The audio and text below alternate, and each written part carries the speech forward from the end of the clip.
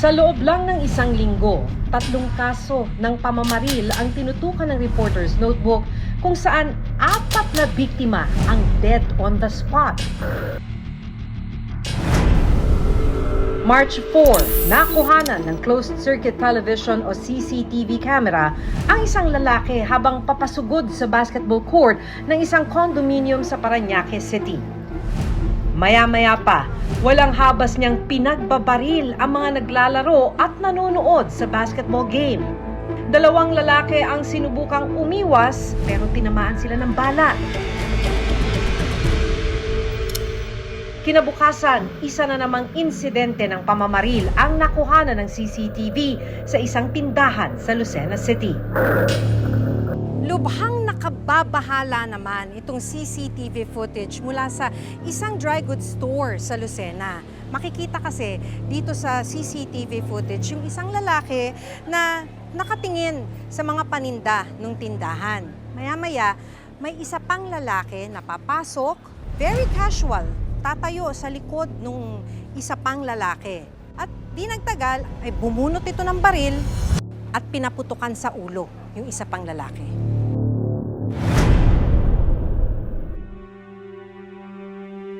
Mahal na Martin, anak ko na yan. Yan lang yung papasaya sa akin. Hindi ko kaya. Hindi ko kaya. Sa Giginto, Bulacan, dead on the spot din ang isang pulis matapos pagbabarilin sa gitna ng pagpupulong sa loob ng isang subdivision. Ano ang motibo sa pagpatay sa mga biktima? Sa datos ng Philippine National Police, mula August 2025 hanggang February 2026, mahigit 5,000 tao na ang naaresto dahil sa illegal possession of firearms. Mahigit 15,000 armas o baril naman ang nakumpiska ng otoridad dahil sa kawalan ng rehistro at permit. Dun po sa mga nangyayaring krimen, are those loose firearms. Yan ang karamihan talaga, yung mga loose firearms. Ano ang ginagawa ng pamahalaan para protektahan ang mga mamamayan laban sa irresponsableng gun owners? At paano pipigilan ang paglaganap ng mga illegal na armas o loose firearms na nagagamit sa krimen?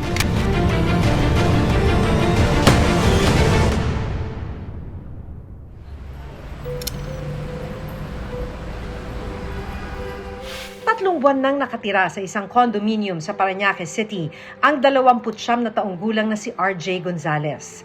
Tubong Laguna si RJ at nangangarap na maging isang artista. Kaya nang makakuha ng trabaho bilang online casino host sa Maynila, nagdesisyon si RJ na mangupahan sa condo. Mahilig din sa paglalaro ng basketball ang binata, pero ang hindi niya inakala, magiging mitsari nito ng kanyang kapahamakan. Sa CCTV footage na kuha noong March 4 sa isang basketball court sa loob ng isang condominium sa Parañaque City, makikitang naglalaro ng basketball ang isang grupo ng mga lalaki kabilang si RJ. Ilang saglit pa, isang lalaki ang lumapit kina RJ at sa isa pang lalaki at bigla na lang nagpaputok ng baril. Sinubukan pang tumakbo ni RJ at ng isa pang lalaki pero hindi na sila nakaiwas sa pamamaril ng suspect. Agad na bumulagta si RJ at ang isa pang biktima. Pero hindi pa nakontento ang gunman. Pinagbabaril din niya ang iba pang mga player habang nagsisipulasan palayo ng basketball court. Matapos ang pamamaril, agad na tumakas ang gunman. 2 ang kumpirmadong nasawi at 4 na biktima ang sugatan sa insidente. Ayon sa investigasyon ng Southern Police District, unang tinarget ng gunman si alias Edwin na dati na raw niyang kaalitan sa tinitirhang condominium. Base po sa ating paunang investigasyon, lumalabas po na maaaring personal grudge po yung motibo ng suspect dun po sa isa sa mga victim po. Ito pong si suspect ay kumakatok daw po sa unit nila nung mga 10 oras na po ng gabi. And yun po, nireport ito ng victim sa kanilang management and nagharap nga po sila doon at nagkaroon nga daw sila na hindi pagkakaintindihan. Nadamay lang daw ang grupo ni na RJ sa pamamaril. Tama naman ng bala sa ulo ang ikinasawi ng dalawang biktima. Yung iba po doon, tinamaan po sa may bandang puwet, sa siko po, and sa kamay po, sa braso. Sinubukan naming makapanayam ang pamilya ng isa sa mga nasawing biktima na si Edwin, pero tumanggi sila para na rin daw sa kanilang proteksyon. Nahanap naman ng reporter's notebook ang pamilya ni RJ Gonzalez sa Laguna. Sa pahintulot ng kanyang pamilya, pinayagan kaming sumilip sa burol ni RJ. Nakapanayam namin ang nanay ni RJ pero hiniling niyang itago ang kanyang pagkakakilanlan. Lubos po akong nagdadalamhati kami po ng aking pamilya sa pagkawala po ng aming pinakamamahal na si RJ. Isang mapagmahal na anak, kapatid at isang taong nagbigay ng saya at liwanag sa maraming tao, lalong-lalo na sa aming tahanan. Kwento pa ni Gina, hindi niya tunay na pangalan, bunso sa 3 magkakapatid si RJ at pursigido sa pangarap na maging artista. Pero hindi raw nila inasahan na habang malayo si RJ sa kanilang pamilya, ito ang sasapitin ng kanilang anak.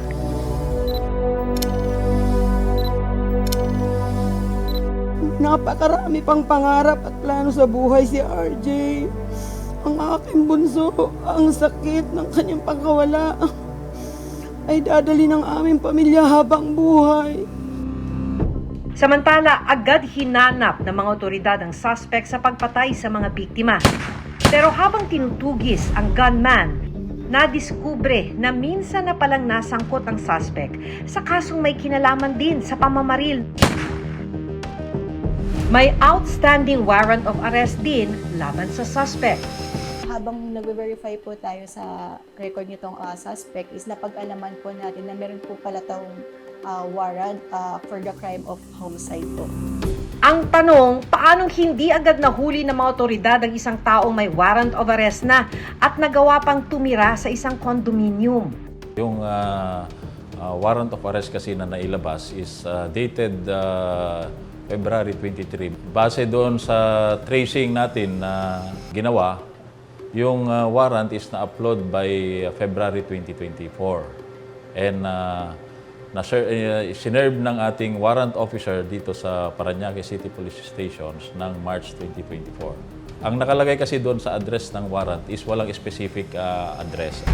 Para naman sa isang security expert, there are lapses talaga. Kasi nga po nasunod yung sistema, hindi sana nangyari itong pamamaril po ng isang tao. Under the law kasi, kapag ang isang tao ay meron ng standing warrant of arrest, dapat na na-revoke na po yung kanyang LTAP o yung license to own and possess firearms, and dapat i-surrender na rin po niya yung kanyang mga registered firearm. hanggang nito lang March 6 sa isang hot pursuit operation, naaresto ang gunman sa isang condominium sa Moonwalk, Parañaque City. 6 na kilometro lang ang layo mula sa pinangyarihan ng krimen. Inihain din sa suspect ang warrant of arrest para sa kasong homicide na una niyang kinasangkutan. Na-recover sa kanya ang 2 9mm na kalibre ng baril, 4 na magazine at mga bala. Agad siyang dinala sa Parañaque City Police. Sa pahintulot ng mga otoridad, pinayagan kaming makapanayam ang suspect. Pero humiling siyang itago ang kanyang mukha, ayon na rin daw sa payo ng kanyang abogado. Kasi doon sa tinitiran ko, sa taas ko, may bagong nakatira doon. May parang nanggugulo sila, na nambubulahaw, maghapon magdamag, nagsisigawan sila to kung ano sinasabi. Kasi for 1 year, sila huro nakikita ko doon eh. Pamilyar ko yung mukha nila. Inamin din niya ang ginawang pamamaril. Pero sa to, na-provoke lang ako, kaya ko nagawa yun. Walang abogado ang naarestong suspect noong magbigay siya ng panayam sa amin. Nahaharap siya sa patong-patong na reklamo, 2 counts of murder at 4 counts of frustrated murder. Nananawagan din po kami sa mga kinauukulan na tiyakin na makakamtan ang hustisya ng aking anak. Ang sino mang may pananagutan sa pagkamatay ni RJ ay dapat managot sa batas. Isang araw matapos ang insidente sa Parañaque City, Isa na namang pamamaril ang nahagip din sa CCTV. Lubhang nakababahala naman itong CCTV footage mula sa isang dry goods store sa Lucena. Sa video, makikita si Jason Zuleta habang namimili ng damit sa loob ng tindahan sa Lucena City. Kasama niya noon ang isa pang lalaki. Maya-maya pa, umalis ang kasama ni Jason. Makalipas ang mahigit 1 minuto, muling bumalik ang lalaki at pumwesto sa likuran ni Jason. Makikitang may binunot mula sa kanyang likuran ng lalaki at bigla na lang pinaputukan ng baril sa ulo si Jason. Makikita rin sa video ang pagtakas ng gunman matapos ang pagbaril sa biktima. Isinugod pa sa ospital ang biktima pero idineklara siyang dead on arrival. Sa pagsusuri ng Lucena City Police, tama ng baril sa likod ng ulo ang ikinamatay ni Jason. Sangayon po sa aming investigation ay premeditated. Talagang pinag-isipan niya po ng mabuti, pinagplanuhan. So dinala niya doon, after nang dinala doon niya isinagawa yung pamamaril. 4 na araw matapos ang pamamaril, pinuntahan ng Reporter's Notebook ang pamilya ni Jason Zuleta. Ayon kay John Paul, kilala nila ang lalaking bumaril sa kanyang kapatid. Sila ho'y talaga yung magkasintahan. So itong kapatid ko, parang nagkakalabuan na din sila nito last month. Kaya parang nag-break na rin sila nitong mga January lang. Ang alam ko, 1 buwan na silang wala kasi nagkwento ho yan sa akin. Pero may communication pa ho sila through messenger. Kasi ayos naman daw po yung paghihiwalay nila eh. Ang suspect ang dating nobyo ni Jason na si Fata Esmal Faisal. Hindi na rin daw iba ang turing ng kanilang pamilya sa suspect. Kaya hindi raw nila lubos maisip na sasapitin ito ni Jason sa kamay ng dating kasintahan. Lagi ho nasa amin eh. Sa 1 taon at mahigit nilang pagsasama, ako ho'y laging kaano nila pag may birthday nga. So kahit kaming 3, nagbabanding kami kung saan. Kaya po sobrang nabigla ako na nagawa niya ho yun sa kapatid ko. Kwento pa ni John Paul, bago mangyari ang krimen, nagpaalam pa raw si Jason na kikitain si Fata. Dito napansin ko, sabi ko, bakit ang agap mo? Sabi ko ng kapatid ko, may dadaanan lang ako. Sabi ko, sino? Si Pat. Sabi ko po, bakit? Nag-chat kami. O anong chat niyo? Kinukuha itong damit. Yun na pala ang huling beses na makikitang buhay ni John Paul, ang kapatid. Parang sinet up na ho siya. Na parang gumawa lang ito si ex niya ng way para makapagkita dun sa kapatid ko. Sobrang sakit ko. Ako mahihirapan dyan. Araw-araw ko. Tinatatagan ko lang ho. Para sa kapatid ko, mabigyan lang ng hustisya yung kapatid ko. Kasama ang Lucena City Police, pinuntahan namin ang pinangyarihan ng krimen.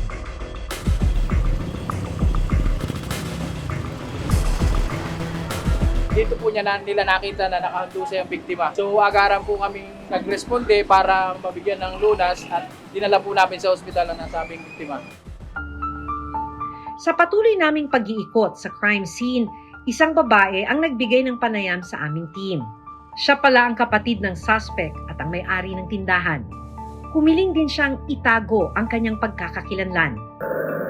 Ayon sa kanya, matapos ang insidente, hindi na raw nagparamdam sa kanila si Fata at wala rin daw silang alam sa posibleng kinaroroonan ng kapatid. Sana man lang Patak ay magpakita ka sa amin.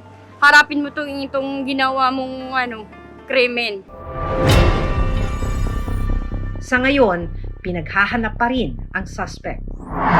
Yung pong mga posibleng puntahan niya ay pinuntahan na po natin. Hindi pa po natin dinidiscount yung idea na nandito po sa Lucena. Ang nanay naman ni Jason patuloy na humihingi ng hustisya sa sinapit ng anak. Gusto ko po ay makulong po yung taong gumawa sa kanya. Pagbayaran po niya yung lahat. Mahaharap sa kasong murder ang suspect na si Fata. Kitang-kita po talaga sa CCTV na tinutukan niya, binaril niya. That alone is sufficient to conclude that there is a crime of murder. 3 araw matapos ang pamamaril sa Lucena City, Isa pang gun-related crime ang nauwi rin sa pagkamatay ng biktima.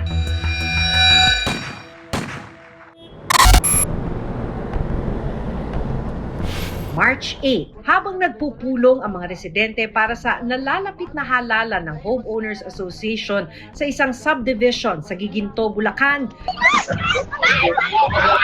makikitang bigla na lang nagpulasan ang mga residente.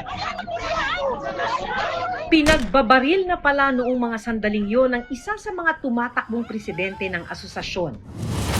Sa CCTV footage, nakita pa kung paano nilapitan ng gunman ng biktima bago ito barilin ng patalikod. Mabilis na tumakas ang suspect. Dead on the spot ang biktima na isa palang pulis Bulacan. Kinilala siyang si Police Master Sergeant Jose de la Peña Uring, 50 taong gulang. Tama ng bala sa ulo ang ikinamatay ng biktima. Nakapanayam namin ang asawa ng biktima na si Hazel Uring. Nasaksihan pa raw niya kung paano binaril ang asawa. Hindi namin nakalain na gano'n ang mangyayari. Pagkayari po ng speech niya, nag-ikot po siya sa lahat ng bisita para magpasalamat at magpaalam po. Para sa kanya, isa ang nakikita nilang motibo sa pagpatay. March 14 yung election eh. Sa pagiging presidente ng homeowners. Kasi ang gusto nila, sila ang ma-elect. Eh, ito kasi one term na lang kasi yung mister ko. Medyo nagkaroon ng hindi magandang palitan ng salita, siraan.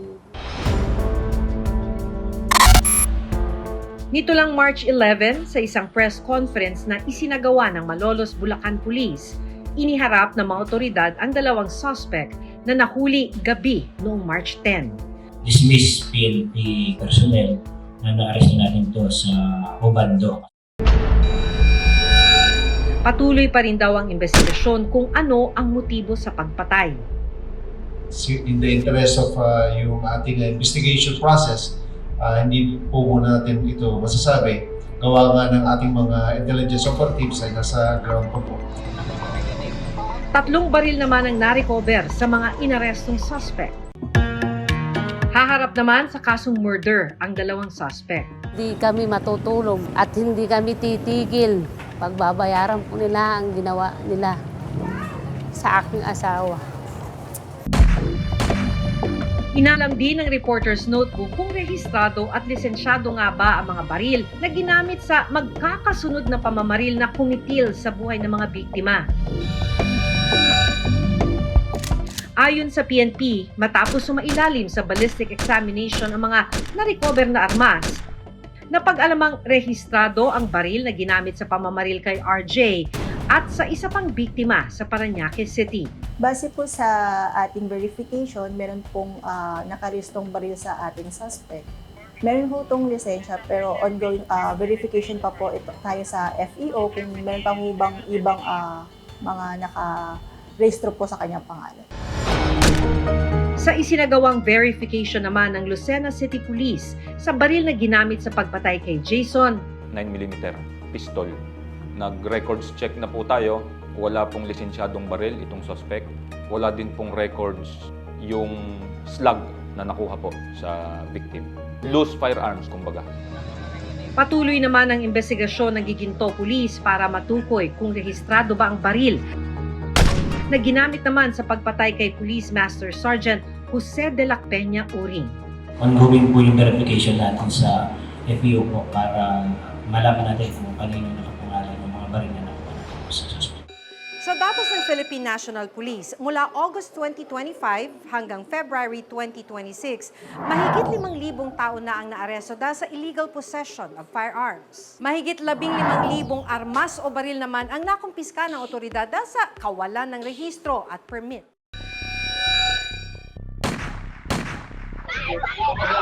Paano nga ba mapoprotektahan ang mga mamamayan laban sa irresponsableng gun owners at ang paggamit ng loose firearms? Bakit meron tayong mga gun owners with unregistered firearms? Marami tayong ina-account pa na mga unregistered firearms or yung mga lost firearms, homemade na baril, smuggled. We are coordinating actually to all the law enforcement agencies kung paano natin makontrol itong proliferation ng mga illegal firearms. Saan nanggagaling ho yung smuggled? Nanggagaling outside the country na hindi dumadaan sa Bureau of Customs o mga sa proper documentation. So, bakit po ang hirap tuldukan ng loose firearms? When we say loose firearms kasi, everything na wala doon sa registered firearms or na-renew na firearms, lahat yan considered na loose firearms. We are conducting uplan katok to remind them na yung lisensya mo expired, you need to renew. Yan ang isang paraan na pag-a-account namin sa loose firearms. Paalala rin ng PNP, mahaharap sa kasong paglabag sa Republic Act 10591 o Comprehensive Firearms and Ammunition Regulation Act ang sino mang mapapatunayang may hawak o nagmamay-ari ng mga iligal o hindi rehistradong baril at maaaring makulong ng 6 hanggang 12 taon. Ito yung mga requirements na kailangan mong isumite sa PNP para makapag-apply ka para sa lisensya ng iyong baril. Tapos, iba pa yan, mas umiksi na pagka-renewal na ng lisensya ang i-apply. Lahat po ng client natin, ma'am, pag mag-apply ng IELTOP is mag-undergo ng neuropsychiatric examination and drug testing examination. Meron din dito yan? Yes, ma'am, meron din po, ma'am. How strict is it? Very strict po, ma'am. Talaga kung ano po yung magiging recommendation nila, kung ano kakalabasan, yun po ang kasabihin nila. Ayon na rin sa datos, papataas ang bilang ng mga krimeng may kinalaman sa paggamit ng baril, lisensyado man o hindi. Kaya't hanggat hindi natutugunan ang lumalalang problema sa mga iligal na armas, pati na rin ang mga irresponsableng gun owners, patuloy na malalagay sa panganib ang mamamayan. Lalo pat sa isang kalabit, buhay ang pwedeng maging kapalit.